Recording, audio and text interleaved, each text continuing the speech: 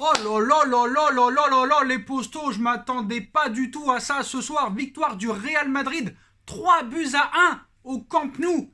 Franchement, je m'attendais pas à ça vu les dernières prestations du Real Madrid, surtout contre Cadix à domicile la semaine dernière et contre le Shakhtar, contre l'équipe B voire C du Shakhtar en Ligue des Champions, défaite 3 buts à 2 même s'il y avait de nombreux absents. Mais voilà, on a vu que même surtout en première mi-temps, que ce soit le Real ou le Barça, quand ils veulent jouer, ces équipes savent faire du jeu. Pourquoi ces deux équipes-là ne jouent pas comme ça tous les matchs? Elles en ont les moyens.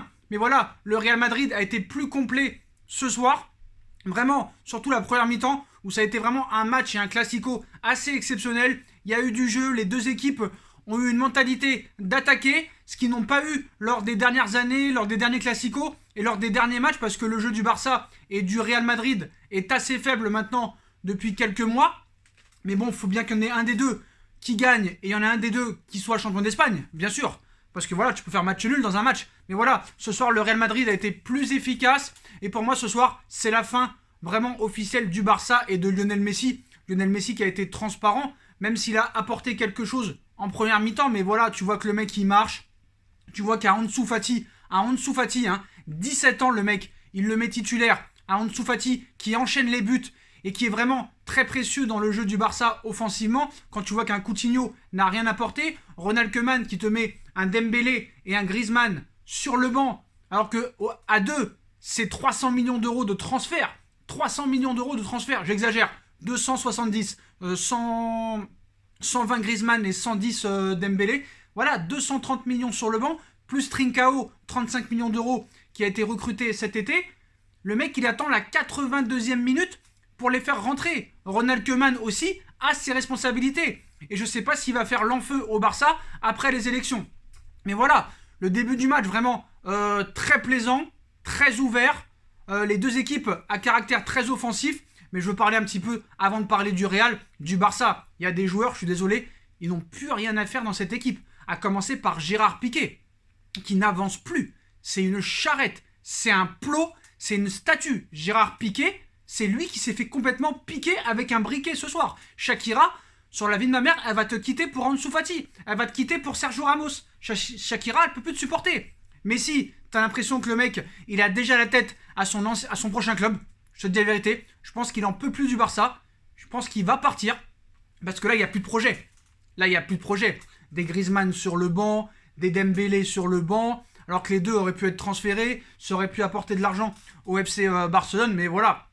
Je pense que dans la composition d'équipe, ça y est, Coutinho, il a fait 2 matchs contre Retafe, ça y est, on dit le renouveau de Coutinho. Coutinho a été inexistant. En première mi-temps, il pouvait faire certains choix qu'il n'a pas fait les bons choix. Ansu Fati, il fait un peu tout offensivement. Il a brûlé certains défenseurs du Real, surtout en première. Et je suis désolé, à 17 ans pour moi, malgré que je suis supporter parisien, je parle à 17 ans. À 17 ans, pour moi, Ansu Fati est 10 fois supérieur à Kylian Mbappé au même âge. J'ai bien dit au même âge, pas en ce moment. Je compare Mbappé à 17 ans à Ansu Fati à 17 ans. Quand tu vois que ça claque les buts, quand tu vois que le gars te tape des sprints à 40 km/h aujourd'hui, quand tu vois que le mec il fait des replis défensifs, il n'a pas arrêté de courir. Je crois qu'il a couru plus de 12 km aujourd'hui. Les replis défensifs, le jeu collectif d'Ansu Fati aussi est assez remarquable. Le mec il lève la tête, il a déjà une intelligence de jeu à 17 ans que pour moi n'avait pas Mbappé. Même si Mbappé à 17 ans a fait une très grosse saison à l'AS Monaco, mais voilà.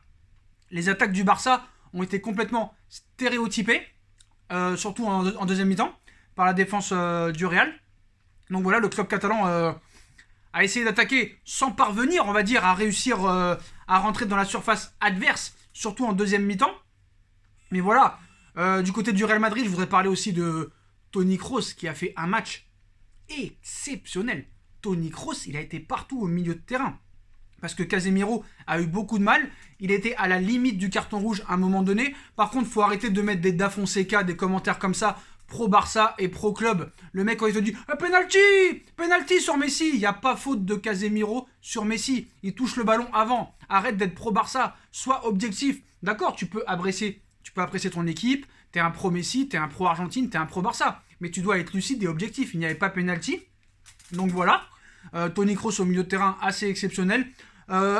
Aussi, faut que je dise à la 42e minute de jeu, cette roulade cette roulade exceptionnelle, ce geste splendide de Marcos Asensio sur Léo Messi et Pedri, mais surtout sur Léo Messi qui arrive vers lui et il te fait une petite roulette à la Zinedine Zidane, assez exceptionnelle. Mais moi, ce qui me dérange, c'est que le Barça et le Real nous ont montré en première mi-temps qu'ils peuvent vraiment produire du très beau jeu. Pourquoi ils ne le font pas à chaque match? Le Barça qui enchaîne sa deuxième défaite d'affilée, le Real qui est resté sur 2 défaites d'affilée et sur des prestations très mauvaises. Les deux équipes au niveau du jeu, je parle au niveau du jeu, ça ne joue pas. Mais ils ont montré en première mi-temps que s'ils voulaient changer de tactique, les coachs, et qu'en plus en montrant des choses comme ça, des pressings, même Messi il a pressé en première mi-temps, ça peut bien jouer. Donc pourquoi ne pas jouer comme ça tous les matchs? Donc c'est vrai que c'est sûr qu'un Classico, c'est plus motivant à jouer que des matchs contre Cadix et contre Retafe. Ça, je peux le concevoir. Mais à l'époque, le Barça et le Real, en 2015, 2016, 2014, ça mettait des 9-0, des 8-0 à toutes les équipes. Ils en ont les moyens. Regardez les joueurs qu'ils ont, les deux équipes. Même Zidane, il a prouvé ce soir que le gars avait des qualités d'entraîneur, sans des stars. Donc voilà, montre-le à chaque match. Ne montre pas que contre les grosses équipes. Je suis désolé de le dire. Voilà. Donc, moi, franchement, c'est l'un des meilleurs classicos que j'ai vu depuis très longtemps, parce qu'on se rappelle du match aller l'année dernière, le 0-0 pourri au mois de décembre 2019, le 0-0, mais voilà. Du côté du Barça, qu'est-ce qu'il y a à retenir? À part Ansu Fati, pas grand-chose. Oui, Neto, je voulais souligner aussi le très gros match de Neto, parce que ça aurait pu finir à 4, voire 5 à la fin, surtout sur des occasions de Ramos et Benzema. Il faut que je parle de Benzema, cette passe magnifique sur le premier but de Valverde. Il a remis Valverde titulaire. Voilà, on ne savait pas pourquoi Valverde était sur le banc du jour au lendemain l'année dernière. Il avait fait 6 bons premiers mois et il te le met sur le banc du jour au lendemain. C'est bizarre quand même. Donc voilà. Mais franchement, bon, Pedri, il a eu un peu de mal. Mais pour moi, les joueurs qu'il faut virer, Piqué, c'est terminé. Jordi Alba, il a été catastrophique. Sergino Dest, très très bon. Mais le problème, c'est que c'est un arrière gauche et tu le mets à droite. C'est incompréhensible. T'as dépensé 25 millions. C'est un latéral gauche. Pourquoi tu le mets à droite? Parce qu'il veut pas sortir Jordi Alba. Parce qu'il a pas les couilles. Mais t'as les couilles de mettre Fati, 17 ans, et t'as pas les couilles de sortir Alba et de le mettre sur le banc.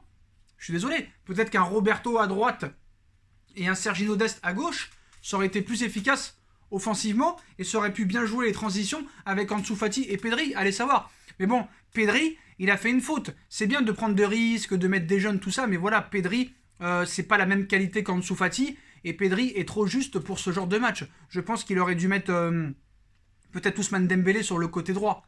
Pourquoi pas? Ça aurait pu ramener de la vitesse et autre chose.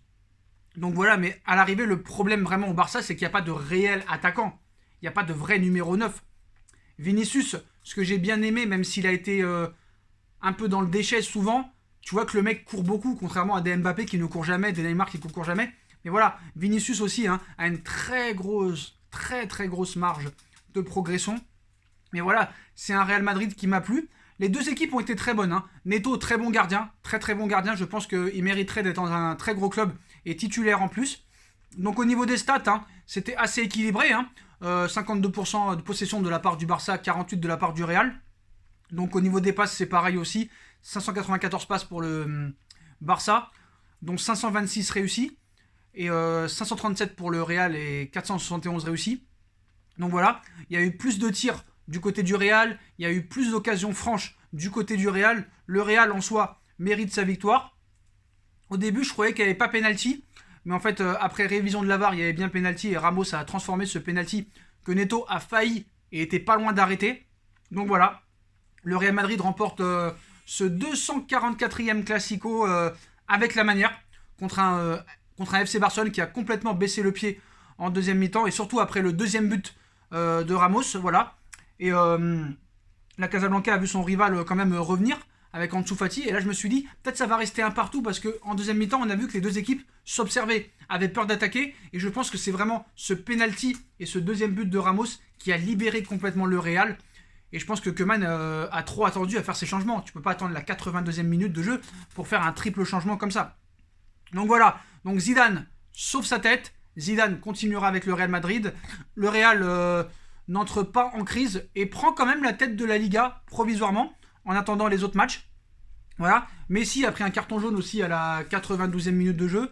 Je retiendrai que Messi s'est fait fracasser par Asensio quand même. C'est assez incroyable, mais voilà. Pour moi, il y a des joueurs qu'il faut virer au Barça et qu'il faut reconstruire.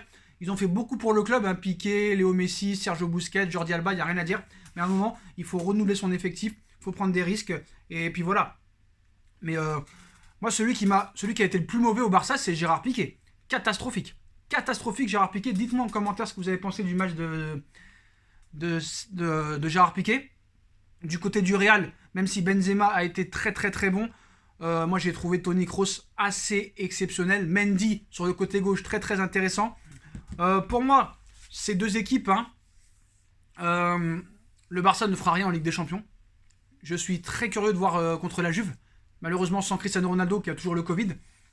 Le Real peut peut-être espérer quelque chose si Zidane prend plus de risques, comme il l'a fait ce soir. Mais ces deux équipes ont prouvé qu'ils pouvaient bien jouer, surtout le Real. Donc continue dans cette voie-là. Voilà, c'est tout. Même Zidane, il est trop friable quand il joue contre les équipes, on va dire, plus faibles, sans leur manquer de respect. Mais il a prouvé ce soir que voilà, il pouvait faire beaucoup plus avec les joueurs qu'il a, malgré qu'il y a eu 0 recrue. Donc voilà les postos, défaite du FC Barcelone. Dites-moi en commentaire ce que vous en pensez. On like, on partage, on commente, on s'abonne. Et puis voilà, on va continuer, on va finir le match des Marseillaises. On va enchaîner avec Manchester United, Chelsea. Et on finira par Paris Saint-Germain, Dijon, les postos. Hein. Rendez-vous pour tous ces débriefs. Et surtout, on attend le Paris Saint-Germain. Xavi Simons, encore une fois, pas pris dans le groupe, avec 12 absences. Bizarre, on en reparlera. Tchuss les postos.